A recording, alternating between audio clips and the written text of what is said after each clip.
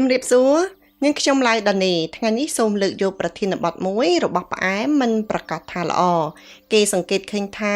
ផ្លែឈើដែលមានរសជាតិផ្អែមកាលបើទុំចូលពេកអាចនឹងមានដង្កូវ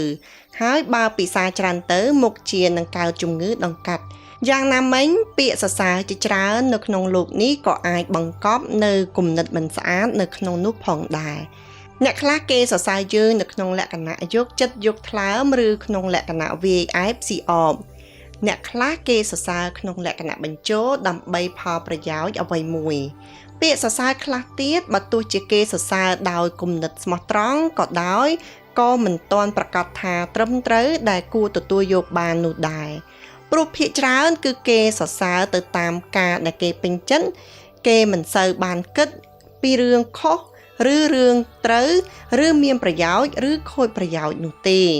ដូចជាបើយើងប៉ាវគេឲ្យផឹកស្រាអ្នកប្រមឹកនឹងសរសើរយើងថាជាមនុស្សចិត្តល្អបើយើងធ្វើជាអ្នកប្រដាល់នៅពេលដែលយើងដាល់ឈ្នះអ្នកដែលចូលចិត្តមើលនៅកីឡាប្រដាល់នឹងសរសើរយើងថាយើងខ្លាំងពូកែបើយើងធ្វើជាអ្នកនេសាទហើយចាប់ត្រីបានច្រើនអ្នកដែលចូលចិត្តនៅក្នុងរឿងបាណាតិបាតនឹងសរសើរយើងថា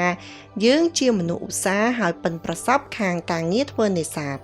បើយើងធ្វើជាចៅនៅពេលដែលលួចបានច្រើនបងធំពិតជាសរសើរយើងថាយើងធ្វើការបានល្អសរុបសេចក្តីមកគឺថាគេនឹងសរសើរក្នុងរឿងណាដែលជាការពេញចិត្តរបស់គេហើយបើយើងជាមនុស្សស៊ីជោ